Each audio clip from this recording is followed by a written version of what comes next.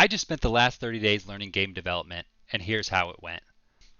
Ultimately, it starts with the game engine, and for me, I landed on Unity being the right engine for me, and the reason being is that 70% of games are made with Unity, so therefore there should be the most resources and the most help for me to get started and get going. One of the cool things that I learned with softwares and something that was holding me back from getting into game development a lot sooner is I always thought softwares were so expensive, but most softwares are completely free. Now there are some caveats to that, but 99% of the time you're never going to have to pay anything for the software, which I just think is super cool.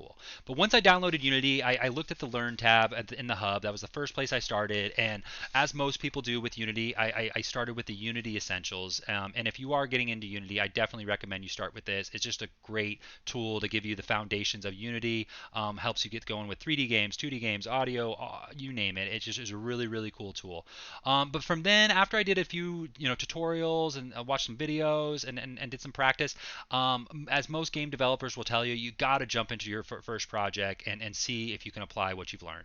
And so I jumped into an ambitious first project. I wanted to make a massively multiplayer survival PvP game with role play mechanics. And yeah, that's about as ambitious as it gets for a first game. But ultimately, I had a lot of fun making it and learning with it. It didn't last very long, but what I did was able to accomplish is movement, some animations. I got the enemy to follow when you get an aggro range. I was able to add, an attack. But most importantly, I was able to add multiplayer capabilities. I got, host and client servers. It was really, really cool. But ultimately, I discovered that was just too ambitious of a project. I do not have the skills to take on something like that yet. So I started a new project. I wanted to make a roguelike top-down 3D game inspired by Enter the Gungeon. I love the type of game where you have to collect all these different items, and there's hundreds of items in the game, and every run feels different no matter what. And there's things that you can unlock. And so I ultimately wanted to make this game where you had orbs and you collected different color orbs that would change your weapon orb and add different effects and things like that. And so it was a lot of fun, and I got some really cool things working. I got the top down working. I got the Enter the Gungeon style mouse where it follows the mouse. I was able to get the enemy and collisions working, so it was really cool. And this is a project I definitely want to keep working on. But the reason I stopped it is because one of the goals I set for myself is I wanted to enter a game jam within the first 6 months. And 2 weeks into my game development journey, I noticed that the holy grail of game jams was coming up, the GMTK game jam. And so I don't know if it was stupidity or just straight ambition or what, but I decided to enter the GMTK Game Jam, and what an experience this was. This year the theme was loop. There's a theme for the jam every year, and what I ultimately decided to make was a survival crafting game with the loop mechanic being you start with a timer, you collect resources, and then the loop ends. You come back where you start, but you keep the resources that you collected in previous loops, and so on and so on. I came into the game jam with two goals. One being that I wanted to complete a game. I wanted you to be able to win. I wanted you to be able to lose. I wanted a complete game. And then my other goal was I wanted to be able to meet other developers throughout the jam. I really wanted to immerse myself into the community and get feedback and start really getting into the community.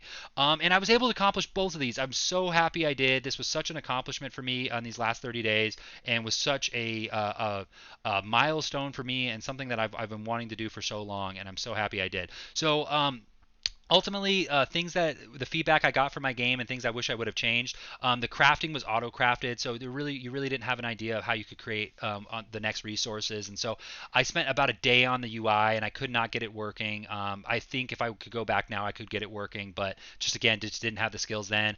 The camera was a little bit wonky, and as far as the movement, and so I got a lot of great feedback from everybody that played my game. I actually was streamed it on Twitch and played other people's games and got feedback. And so ultimately, I didn't care where I rated or where I landed. I just wanted to finish and submit something, but I did land in the top 50%, which was cool, which was a good feeling, for my first game. And so I just was again blown away by this game jam and by the community.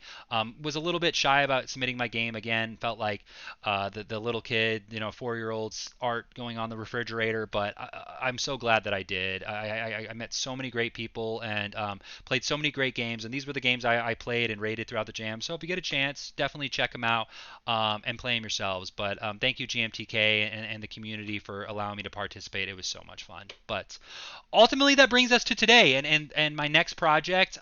So with the Game Jam game, I learned a lot, and what I learned is I wanted my game is too complicated, right? And some of the games I'm making are a little bit too complicated. And I had my wife play test a lot for me, so I wanted to make something not complicated, something easy, something that you could grasp right away. And so my next game right now is inspired by Lilo and Stitch's Sandwich Stacker. I think Scooby Doo had a sandwich stacker of some sorts, but my wife loves these games. My sister played these games a lot growing up, and so I wanted to make something that my wife could fund. This is kind of a love letter to my wife right now, and I'm having a lot of fun making it. So my little spin on it is a roguelike style where there's enemies, and as you complete the sandwich, it fires the projectiles, and each item has their own damage types, effects, burns and screen blurs and all kinds of things. And so, and then after each battle, you can select a new ingredient to bring it with you into the run. And there's going to be bosses and phases, and I don't know. I'm kind of opening the table up for ideas right now on this one, or even if it is a good idea,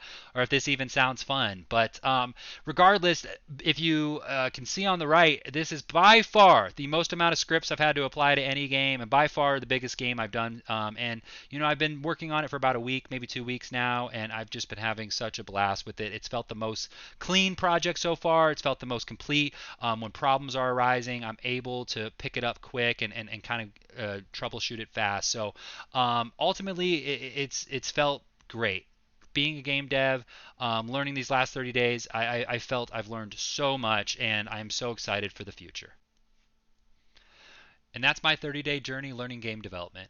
Thank you guys for watching the video. If you've stuck around this long, this is my first YouTube video ever. I hope to make more game dev vlogs, especially moving forward. This game dev journey has really brought some much needed happiness to my life, and it was a really fun skill that I'm learning. And if you ever have an interest getting into game development, I absolutely encourage you to reach out. Please don't be like me. Don't wait as long as I did.